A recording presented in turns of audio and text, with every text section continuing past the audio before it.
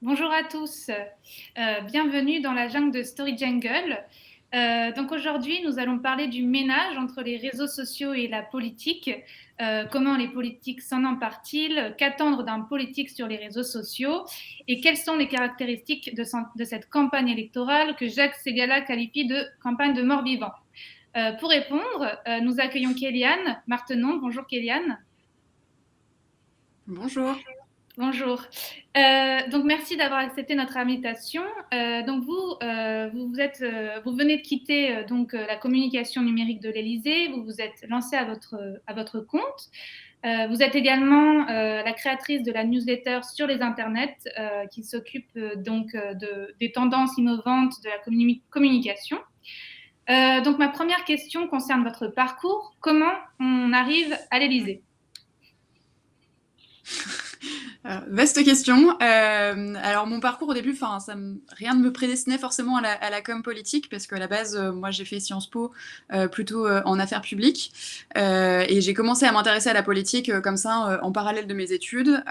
Donc je suis un peu tombée dedans. Il se trouve que j'étais à l'époque la jeune qui était plutôt à l'aise sur les réseaux sociaux. Donc de fil en aiguille, j'ai commencé à m'intéresser à Bruno Le Maire. C'est comme ça que j'ai commencé à travailler dans son équipe où j'étais en charge de la communication numérique.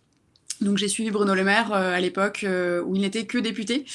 C'était en 2014. Je l'ai suivi dans les différentes campagnes, du coup, campagne pour la présidence de l'UMP, campagne pour la primaire, jusqu'à la campagne présidentielle. Je l'ai suivi ensuite en ministère, à Bercy. Et après ça, j'ai eu un deuxième aller-retour en politique qui se trouve effectivement être du côté de l'Élysée, alors cette fois dans une équipe de communication numérique à l'Élysée. C'était de septembre 2020 à du coup décembre dernier. Et comment on arrive dans ce milieu-là, honnêtement, voilà, c'est de l'intérêt pour l'engagement politique et le fait que voilà, j'étais plutôt à l'aise sur ces sujets-là, mais il n'y a pas il y a pas de parcours en fait type pour arriver jusqu'en com politique. Très bien. Donc vous êtes parti une fois donc en 2018 pour revenir en 2020, pour repartir en 2021. Donc c'est un peu une histoire d'amour toxique, C'est ça. la politique et vous. C'est un peu ça, effectivement. Je m'étais dit, alors on me pose souvent la question de pourquoi je suis partie en 2018, parce que ça se passait très bien, que je m'entendais hyper bien avec Bruno Le Maire. C'était même plus qu'un job, c'était vraiment un engagement. C'est que ça faisait 5 ans au final que je travaillais pour lui avec les campagnes, etc. Et qu'au bout d'un moment, j'avais besoin de m'oxygéner, entre guillemets, parce que la politique c'est bien, mais ça enferme assez vite. Et du coup, voilà, moi l'été 2018, je me suis dit, j'ai besoin d'aller voir autre chose et j'avais envie de partir côté privé, côté plutôt start-up, ce que j'ai fait, du coup, je me suis oxygénée, etc. Et après, le problème, c'est que quand on tombe dans la politique et que vraiment on aime ça, on aime la politique, on aime la chose publique, bah forcément, ça revient un petit peu. Et du coup, voilà, j'ai saisi l'opportunité, effectivement, après, de retourner côté Élysée, qui du coup n'avait strictement rien à voir. Pour le coup, c'était voilà, deux expériences complètement différentes, enrichissantes sur plein de points, mais complètement différentes. D'accord. Et est-ce que vous pouvez nous donner quelques exemples de stratégies de communication que vous avez réussi à établir là-bas et dont vous êtes plutôt fier? Comme ça, spontanément, c'est vrai que je pense beaucoup à ce qu'on a fait côté Bruno Le Maire parce que, on était outsider à l'époque, notamment sur la campagne de la primaire, et c'est là où on s'est vraiment éclaté, et ça nous a permis de tester plein de formats, notamment, ça paraît un peu ringard dit comme ça en 2022, mais Bruno Le Maire a été le premier homme politique à faire une interview avec un youtubeur à l'époque, et c'était Hugo Travers, qui maintenant, bon, forcément, c'est devenu mainstream, mais à l'époque, c'est vrai que c'était pas si évident que ça pour un politique d'accepter de parler à un youtubeur et de le traiter de la même façon qu'un journaliste. Donc du coup, voilà, il avait fait la première interview avec un youtubeur. Ce que j'avais bien aimé aussi, c'est que on avait développé un peu la patte de Bruno Le Maire sur les réseaux sociaux, qui était très axée sur une conception de la politique qui était moins descendante. Et c'est pour ça qu'il faisait tous les mois un question-réponse sur Facebook. Alors pareil, ça paraît un peu ringard de parler de Facebook aujourd'hui, mais à l'époque ça marchait bien. Et surtout, c'était pas... Enfin, c'était le seul politique à faire des Q&A, enfin des questions-réponses régulièrement sur Facebook. Et c'était pas juste pour dire d'être le premier à le faire, etc. À chaque fois, c'était pour servir la vision de la politique qu'il voulait incarner, en fait. Et là, pour le coup, comme il a toujours porté un discours de renouveau des pratiques politiques, ça faisait sens du coup d'avoir juste une présence sur les réseaux sociaux qui était beaucoup moins descendante et juste échanger avec les gens. Donc ça, c'est hyper important. C'était vraiment pas innover pour dire d'innover. Et voilà.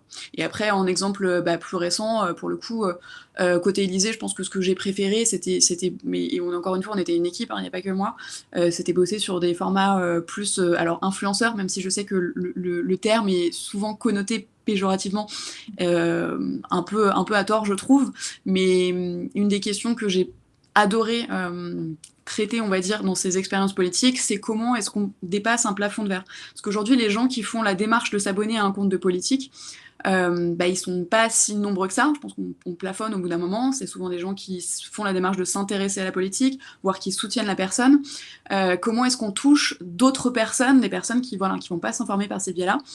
Et du coup, pour moi, ça passe beaucoup par cette stratégie, entre guillemets, là, des influenceurs, qui est juste, en fait, parler à des plus petites audiences, plus petites communautés, mais qui sont beaucoup plus engagées, en fait. Et ça, alors forcément, on dit influenceur Élysée, on peut penser à McFly et Carlito, mais il n'y a pas que ça, vraiment. Il y a plein de micros influenceurs, entre guillemets, sur des sujets hyper précis, le spatial ou quoi, où du coup, on va juste les traiter comme des journalistes et du coup, en fait, parler à leurs audiences et qui sont pas forcément des gens qui se seraient abonnés au compte du président ou au compte de l'Élysée. Et du coup, ça permet d'élargir les audiences. C'est un truc que fait très bien Joe Biden aujourd'hui. Oui. Où du coup, voilà, il sait que il a 70 ans ou je ne sais plus combien. Il va pas aller sur TikTok. Comment est-ce qu'il fait pour toucher des jeunes qui sont sur TikTok? Plutôt que d'ouvrir un compte et forcément de faire un bid parce qu'il a pas les codes, il va plutôt embarquer des influenceurs qui fait venir à la Maison Blanche, avec qui il fait des interviews, pour du coup lui-même en fait utiliser ces chaînes-là pour parler à une audience TikTok. Je Pardon, pense ma réponse aussi était un peu longue. non, pas de problème. Je pense aussi à Yannick Jadot qui a, je crois, confié son compte TikTok à un jeune de 18 ans. Donc que ça aussi, c'est une technique que des politiques français peuvent s'approprier. Parce que Oui, si c'est assumé, moi je trouve ça bien à partir du moment où c'est assumé en fait. Enfin, faut pas faire semblant d'avoir des codes qu'on n'a pas en réalité. Je trouve que il y a vraiment une question d'authenticité et ça se voit en réalité, ça se voit. Un politique qui est pas à l'aise sur un réseau, c'était Jean Massier de Twitch qui avait dit on reprochera jamais à un politique de ne pas être sur un réseau social. En revanche, on vous reprochera de mal être sur un réseau. Donc autant ne pas aller sur Twitch si on n'a pas les codes de Twitch. Donc je trouve ça plutôt intelligent effectivement de confier le compte, mais de l'assumer en fait, de pas faire semblant que ce soit lui-même qui l'alimente, mais de dire voilà, moi j'ai pas les codes, en revanche je fais confiance à telle personne. D'accord. J'avais une autre question à vous poser. Donc, selon Éric Benzekri, le scénariste du Baron Noir, lui, il milite pour que les hommes politiques se fassent plutôt rares sur les réseaux sociaux, puisqu'il dit l'absence crée le désir. Et donc, il me semble que vous militez, enfin, vous plaidez pour la même chose. Est-ce que vous pouvez nous en dire un petit peu plus? Oui, je pense, en fait, il y a un peu je pense que c'est aussi un peu conjoncturel. Là, on est un peu tous lassés avec le Covid, etc. Du côté écran en permanence. Et on a un peu l'impression d'infobésité où il y a un flux permanent de contenu. Et du coup, c'est vrai que souvent, un compte Twitter de politique, par exemple, ça va relayer toute son actualité. Et ça devient un peu un roman photo, Martine à la plage, Martine est allée faire les courses, etc. Et il n'y a plus de hiérarchie entre ce qui est important et ce qui est accessoire. Et c'est là effectivement où on peut se dire que ça aurait du sens d'en faire moins sur les réseaux sociaux, mais mieux, c'est une phrase un peu bateau. Mais pour le coup, si on veut être audible, il faut vraiment créer un contenu qui soit exclusif sur les réseaux et pas juste faire de la curation de toute son actualité. Et ça, effectivement, j'y crois beaucoup. Ça paraît un peu contre-intuitif à l'époque des réseaux sociaux où on a l'impression qu'il faut être sur toutes les plateformes tout le temps, tout inondé. Ça y est, il y a TikTok, donc si on n'est pas dessus, forcément on est has-been, on parle pas aux jeunes. Non, je pense qu'à l'inverse, moi je préfère quelqu'un qui est très peu sur les réseaux sociaux, qui a juste un ou deux comptes, mais où on sait que c'est lui qui l'alimente. L'exemple que je cite assez souvent, c'est Merkel, pour le coup, qui était pas sur les réseaux sociaux. C'est une des rares dirigeantes à pas être sur les réseaux sociaux. Et pour autant, sa notoriété, sa popularité plutôt, n'en a pas pâti. Elle était très appréciée des Allemands. Donc effectivement, je pense que surtout dans un moment où on est dans une crise de confiance entre citoyens et politiques, si on veut être un peu réécouté des citoyens et regagner cette confiance-là, je pense que ça aurait du sens de communiquer davantage sur les actes plutôt que de continuer à faire, avoir des messages creux parce que c'est la journée mondiale de l'eau, alors du coup on va se sentir obligé de cocher la case, parce que c'est telle journée mondiale, on va se dire ah mon dieu, il faut absolument cocher la case. Non, et surtout il faut penser que les réseaux sociaux c'est un canal, c'est un tuyau, et il y en a plein d'autres en fait. Il y a des choses où ça fait pas sens d'embêter, entre guillemets, pour rester poli, 60 000 personnes qui sont abonnées à votre compte, alors qu'en réalité, ça n'intéresse qu'une infime partie des gens. Je prends l'exemple souvent des passages médias, parce que c'est un truc qui m'énerve profondément, c'est les politiques qui annoncent leurs passages médias sur les réseaux sociaux. Ça, c'est un truc qui est absurde si on réfléchit 3 secondes, parce que le message, c'est pas « je serai demain l'invité de la matinale de France Info », ça, en réalité, on s'en fout, parce que personne ne va se dire normalement j'écoute France Inter, mais comme machin est sur France Info, ah bah oui demain je vais mettre France Info. Non, enfin faut être un peu réaliste, et surtout c'est pas ça le message. Le message c'est ce que vous allez dire dans cette matinale. Donc à la limite ne communiquez pas en amont sur le fait que vous allez être dans la matinale, mais communiquez sur ce que vous allez dire dans cette matinale. Donc ça peut être a posteriori de la matinale, et juste voilà, transmettez le message. Mais du coup en fait il y a effectivement un petit gap générationnel avec des politiques qui considèrent que c'est juste un tweet, donc c'est pas grave. Et là-dessus, c'est vrai qu'il y a toujours 2 niveaux entre la presse qui est vue comme assez noble, etc., et les réseaux sociaux où on se dit bon bah c'est là pour relayer toute mon actu. En fait non, parce que si vous relayez plein de choses inintéressantes, que de temps en temps il y a des choses intéressantes, ce sera noyé dans la masse et ce sera pas du tout audible. D'où le fait effectivement de, à mon avis, communiquer moins et communiquer surtout sur des choses concrètes, en fait, des choses. Enfin, votre boulot de politique, entre guillemets, qu'est-ce que vous avez fait, qu'est-ce que vous annoncez, voilà. En fait, il s'agit de casser le 4e mur un petit peu sur les réseaux sociaux, à la manière, par exemple, dont fait Jean-Luc Mélenchon, avec, sur Twitch ou sur Twitter Space. Oui, après, effectivement, mais après, moi, je suis pas spécialement fan de ce qu'il fait sur TikTok ou quoi, parce que il n'y a pas forcément il y a pas forcément le message, il n'y a pas forcément le. Enfin, parfois c'est juste pour surfer sur des trends, pour faire genre qu'il a les codes de TikTok.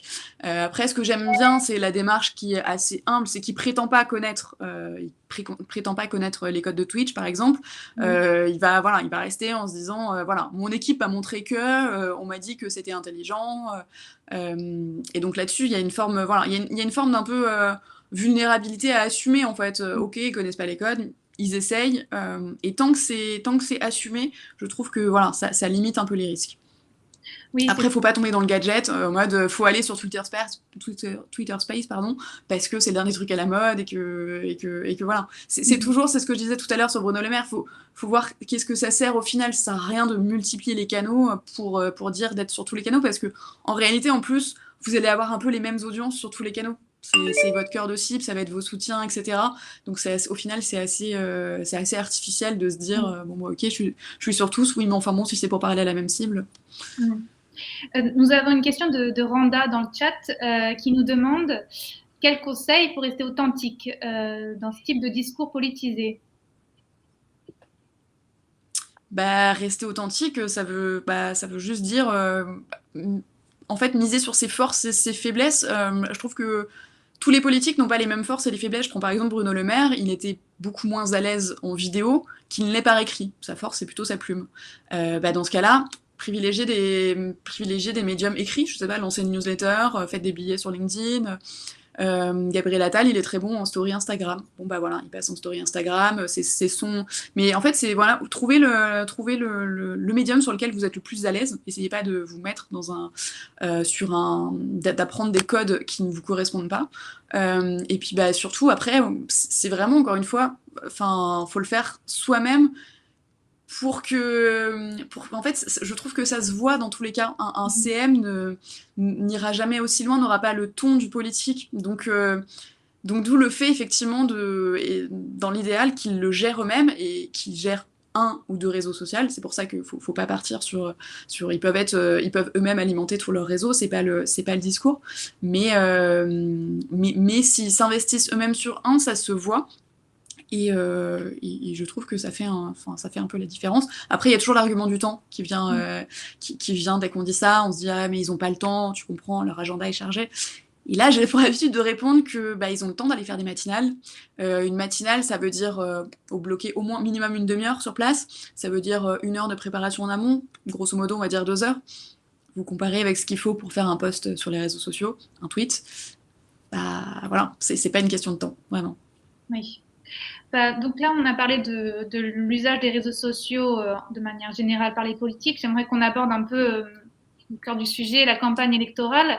Est-ce que vous avez remarqué des grandes tendances de cette campagne Aton? Alors effectivement, il n'y a pas vraiment de campagne. Je crois que ça, c'est un peu le constat que tout le monde fait. Je vois pas de grandes tendances objectivement innovantes. Il y a pas de, à partir du moment où il n'y a pas de campagne, il y a rien de forcément innovant. Moi, ça me fait rire parce qu'à chaque fois, à chaque campagne, on essaye de trouver. Alors cette fois-ci, ce sera la campagne qui va se faire sur TikTok. Cette fois-ci, ce sera sur Twitch, etc. En réalité, c'est faux parce que toutes les campagnes, tous les réseaux sont investis, etc. Il n'y a pas de il n'y a pas un réseau où voilà, c'est là que ça se passe, etc. Si ce n'est que peut-être que Facebook est mort depuis la dernière, donc ça c'est peut-être la seule chose qui a eu lieu.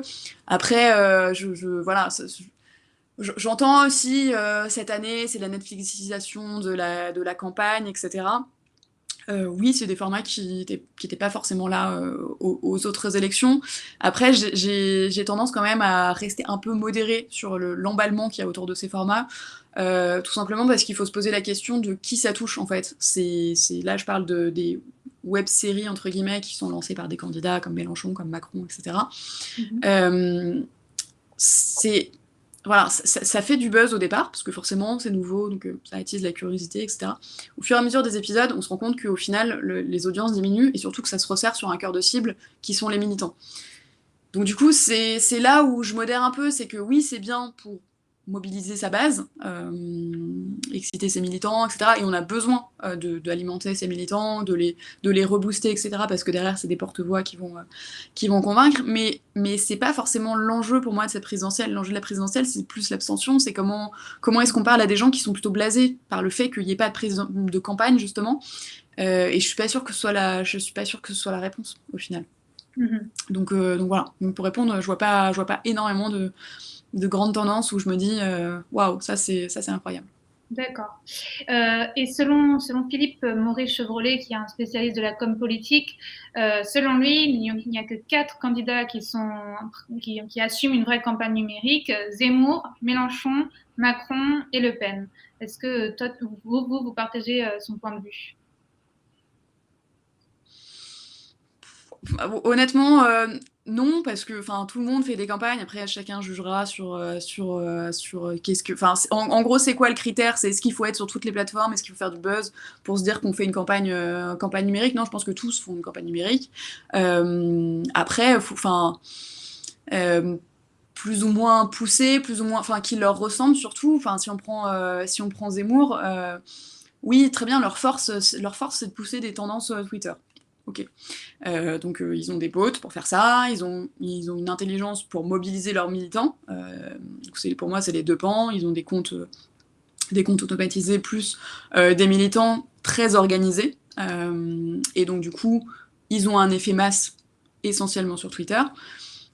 Pour quel impact derrière? C'est-à-dire que, ok, donc ils arrivent à mettre des tendances Twitter. Est-ce que ça va faire bouger une voix? Est-ce que ma mère qui n'est pas de compte sur les réseaux sociaux va être touchée par ça?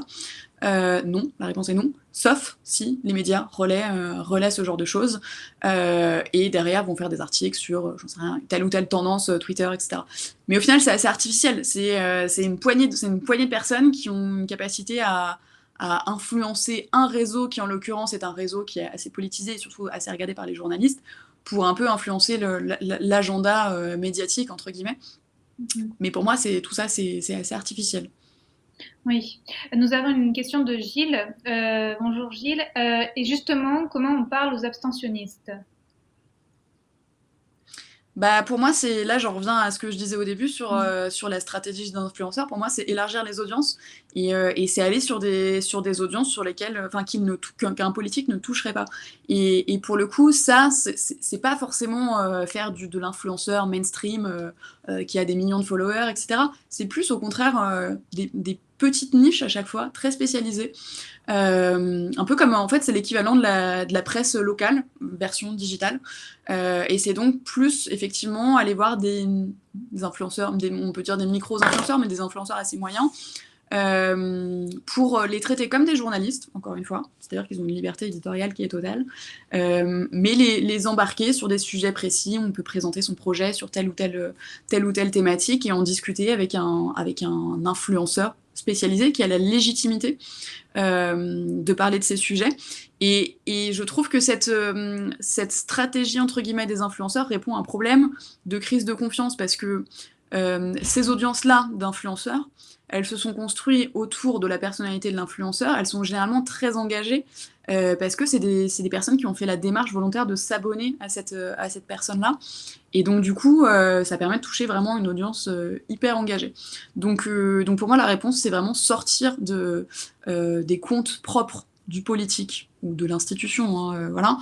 Ça, il y a une interview très bien du responsable de la communication numérique de la Maison-Blanche qui dit, bah voilà, nous, notre mission à la Maison-Blanche, on a 20 personnes. On a 2 personnes qui sont spécifiquement dédiées à ces formats influenceurs. Et en fait, notre temps, il se divise en 2 parties. Ils sont alimentés les chaînes propres de la Maison-Blanche et de Biden. Mais la deuxième partie, c'est comment est-ce qu'on élargit les audiences, ce qu'il appelle le off-platform. Donc c'est vraiment la stratégie d'influenceur. Et il dit ça, c'est aussi important en réalité que vos propres réseaux sociaux de politique. Et ça, je suis assez alignée avec ça au final. Pour moi, c'est hyper important, voire même limite plus important que les canaux officiels qui vont relayer des choses qui sont utiles, mais c'est des gens qui veulent avoir l'info. Moi, ce qui m'intéresse, c'est comment est-ce qu'on touche des gens qui ont besoin d'avoir cette info. Je pense en France à Magali Berda, qui est considérée comme la papesse de la télé-réalité, ou Cyril Hanouna. Par exemple, Magali propose dans 24 heures avec, c'est une série où elle propose aux candidats une immersion dans leurs coulisses. Mais après, ça pose un autre problème. Enfin, puisqu'elle ne pose pas de réflexion, de confrontation, elle laisse le candidat s'exprimer librement. Est-ce que ça va vraiment aider les jeunes à renouer avec la politique, puisqu'il n'y a pas de confrontation? Il n'y a pas de confrontation. Après, voilà, ça peut être une porte d'entrée. Pour le coup, voilà, je sais pas si c'est elle en particulier la réponse au problème. Enfin, pour le coup, moi, c'est vrai que spontanément, je me tournerais plus vers des influenceurs thématiques, entre guillemets, sur des sujets sur lesquels ils ont une légitimité. Pour moi, il y a une question de légitimité de l'influenceur. C'est comme ça qu'on évite voilà, les critiques sur le côté un peu négatif qu'on perçoit des influenceurs. On a l'impression qu'un politique va aller parler à un influenceur lifestyle. Oui, ça n'a aucun sens en vrai. Il n'est pas légitime, on va dire, pour poser des questions sur des sujets précis. Mais si on part sur des sujets très précis, je sais pas, je pense l'écologie ou quoi, on va discuter avec des influenceurs qui sont spécialisés là-dessus. Enfin, pour moi, ça fait plus sens, entre guillemets, que de vouloir faire du mainstream, du large. Voilà. Oui, puis de nombreux politiques se tournent aussi vers des youtubeurs, je pense, donc, comme vous avez cité Hugo Décrypte ou encore Jean Massier qui a organisé le débat du siècle. Le débat du siècle qui n'a pas été repris sur les chaînes de télévision. Ce qui m'amène à poser cette question, il y avait une conseillère de Yannick Jadot qui confie au Monde qu'il était parfois difficile de se décider entre un youtubeur qui a 3 millions d'abonnés et un plateau télé classique. Donc, quelle est la hiérarchie qu'on peut faire entre les réseaux sociaux et les médias, selon vous? Pour moi, non, faut pas en fait, pour moi, faut pas les confronter. C'est souvent le problème, d'ailleurs, en politique. On se dit, il y a la com digitale d'un côté, il y a la presse de l'autre. Et en plus, le pire, c'est qu'aujourd'hui, pourtant en 2022, il y a la presse et il y a le digital. Et le digital arrive toujours en bas de course. Où on se dit c'est juste pour relayer, etc. Mais d'abord la presse. Je pense que en fait faut vraiment le penser comme un ensemble et il faut les articuler. C'est-à-dire que tout dépend la cible qu'on vise. Forcément, un média traditionnel va pas toucher le même cible qu'un youtubeur. Tout dépend les messages qu'on a à faire passer. Mais il y a vraiment pas de hiérarchie. Ouais, c'est vraiment quelles audiences on veut toucher et idéalement, enfin parler à tout le monde pour le coup. D'accord. Nous avons une question de Quentin qui nous dit, diriez-vous que les politiques arrivent à rester crédibles et sérieux quand ils se dirigent vers de nouveaux moyens de communication, dont les réseaux sociaux? La course au buzz ne crée-t-elle pas un fossé entre jeunes et moins jeunes générations? Je suis assez d'accord. Après, moi, j'ai 30 ans, donc forcément, il y a des choses où je me dis, je suis pas la cible. Je vous prends un exemple très simple qui va parler à beaucoup de gens, c'est Djebari sur TikTok. Ça peut être un vaste débat. Objectivement, il cartonne sur TikTok. Objectivement, il a les codes. Il surfe sur toutes les tendances. C'est peut-être un des rares politiques que les jeunes non politisés connaissent. En tout cas, moi, je le vois assez bien autour de moi. On demande à un jeune de 18 ans, concrètement, un ministre, cite-moi un ministre. On va dire oui, le ministre qui est drôle sur TikTok, etc. Pour autant, est-ce qu'un ministre devrait faire ça? J'ai pas la réponse à cette question. Moi, je suis dans un entre-deux où à la fois je trouve ça efficace parce que ces gens-là, en fait, on pourrait pas les. C'est le seul ministre à les toucher, objectivement. Il y a quelques messages qui passent. Il a des messages sur le train de nuit, etc., qui arrivent à passer. Et il y en a d'autres où, forcément, moi, je regarde ça d'un air un peu plus dubitatif, où je me dis, mais quel est le message? J'ai un peu cette obsession à chaque fois de me dire, mais ok, quel est le message qu'on veut faire passer? Voilà. Mais objectivement, enfin voilà, il cartonne, il a 1 million d'abonnés sur TikTok, ses vidéos font 6 millions de vues. Donc il y a quand même un vrai truc où il arrive à parler à ces gens-là en le faisant plutôt bien, parce qu'il a bien les codes, ça fait pas fake comme un Bruno Le Maire sur TikTok. Forcément, il a pas les codes, il a pas le même âge, c'est pas la même génération, etc. Donc ça fait forcément plus fake. Donc moi, ma réponse là-dessus, ce serait, enfin, de dire à un politique, n'allez sur TikTok que si vous vous sentez en fait de prendre ces codes-là, et vraiment c'est vraiment une question d'authenticité. C'est ne pas forcer le trait pour dire je vais sur TikTok parce que je veux parler aux jeunes. Ça ne marche pas. L'équation ne marche pas. Donc oui, non, ça crée forcément une course au buzz. Ça, c'est inévitable. Mhm.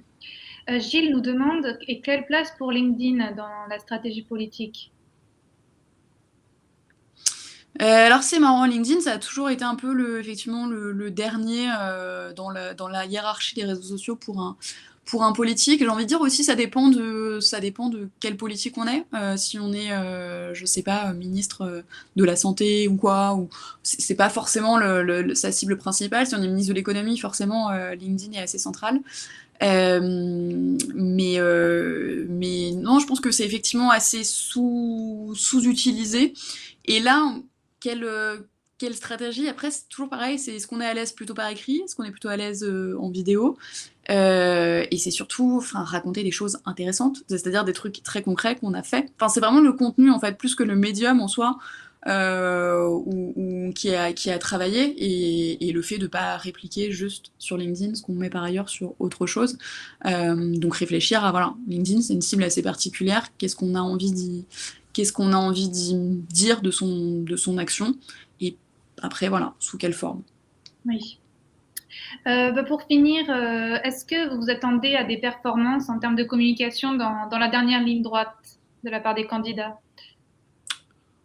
Oh non. Non, mais après, c'est vrai que, enfin, c'est juste qu'il n'y a pas de campagne, donc je pense pas je vois pas qui va faire une performance, honnêtement, sur les réseaux sociaux. Je vois pas quelle performance non plus il pourrait y avoir. Mais ce qui serait plus intéressant en soi, enfin, c'est toujours pareil, on regarde à chaque fois les réseaux sociaux, etc., la com numérique sur la présidentielle, et en fait, ce qui serait intelligent, ce serait de miser dessus sur le long terme, et surtout qu'il n'y ait pas on utilise les réseaux sociaux sur la campagne, et puis après, en fait, parce que là, c'est marrant, hein, ils font plein de trucs, d'un coup, ils se disent, bah, tiens, il faut parler à ces gens qui sont sur Internet, très bien. Mais derrière, c'est même plus intéressant de se dire comment est-ce que j'exerce le pouvoir en continuant à avoir cet échange-là, et cet échange qui ne soit pas que descendant. Comment est-ce que j'imprime ma patte, qu'est-ce que je veux incarner justement comme autre façon de faire de la politique. L'exemple là-dessus, assez tarte à la crème, mais qui est quand même pertinent, c'est Alexandria Ocasio-Cortez aux États-Unis, qui a fait une campagne qui était ultra innovante sur les réseaux sociaux, qui n'était pas que descendante justement, qui était plutôt participative, etc. Et ce qui est bien, c'est que quand elle est arrivée au congrès, quand elle a fait ses premiers pas au congrès, elle l'a fait partager sur les réseaux sociaux, elle a fait cet effort de vulgarisation et un peu de pédagogie sur c'est quoi être député aujourd'hui, qu'est-ce que ça implique, qu'est-ce qu'on me donne quand j'arrive au congrès, comment est-ce qu'on fait une loi, etc. Donc ce qui est intéressant, c'est le prolongement entre cette campagne-là et derrière l'exercice du pouvoir. C'est souvent ce qui est oublié. En réalité, au lendemain d'une présidentielle, on repart sur un schéma classique de ah bah tiens, j'ai une annonce à faire, je vais avoir mon plan de médias très voilà, très rodé, ou alors je vais faire une web série pendant la campagne, très bien, puis le jour où je suis réélu, bah paf, tout s'arrête et bah je ne vous parle plus. Donc je trouverais ça assez intéressant pour le coup et assez en phase avec 2022 que voilà, on arrête de nous parler juste pendant les élections. Nous avons une dernière question donc, de Eric Quamo qui nous demande quel est le candidat qui communique le mieux sur les réseaux sociaux dans cette campagne. C'est là où je prends mon joker et je dis non, je ne répondrai pas à cette question. Non, honnêtement, c'est assez dur. Déjà, moi, je suis mal à l'aise parce que en venant de l'Élysée, etc., j'ai pas un avis objectif sur la chose. Donc, je préfère ne pas répondre. Mais dans cette campagne, enfin, je vais rester sur ma ligne qui est que je trouve pas qu'il y ait forcément de candidats qui se démarquent sur le digital sur cette campagne-là. Tous font des campagnes digitales, tous sont des personnes qui sont très douées dans leurs équipes pour faire des stratégies, etc. Mais il n'y a rien qui m'a vraiment marqué. Voilà. Je sais pas si vous, il y a des choses qui vous ont marqué, mais en tout cas, moi, il n'y a rien où je me dis, ok, ça c'est hyper innovant. Et... Oui. Bah, c'était le point de vue aussi, enfin, c'était la conclusion de la conférence de stratégie hier en disant que c'était une campagne anesthésiée, atone, campagne de mort-vivant. Voilà. Ouais, de mort-vivant, oui, oui, après, le contexte fait que c'est forcément un peu particulier, mais oui, oui, et puis, encore une fois, enfin, faut vraiment pas être dans l'optique de innover pour innover, c'est derrière qu'est-ce que... Enfin, moi, ce qui m'intéresse plus, c'est comment est-ce qu'on utilise le numérique pour incarner une autre façon de la politique, et c'est plus un peu non, je vais reprendre un des termes très Bruno Le Maire, mais c'est plus le renouveau des pratiques politiques, pour moi, qui m'intéresse via ces outils-là, plus que faire des coups de com', via les réseaux sociaux. Honnêtement, le coup de com' et buzzer sur TikTok ou buzzer sur Twitter, aujourd'hui, c'est pas très difficile. Prenez n'importe quelle politique, vous lui faites tweeter frites, très bien, ça ferait un buzz. Et donc derrière, quoi. Voilà. D'accord. Bah, je pense qu'on peut finir sur cette belle phrase. C'était pas la meilleure, mais ok. Merci beaucoup, Kéliane. Et puis, donc, à bientôt et merci beaucoup d'avoir suivi ce live.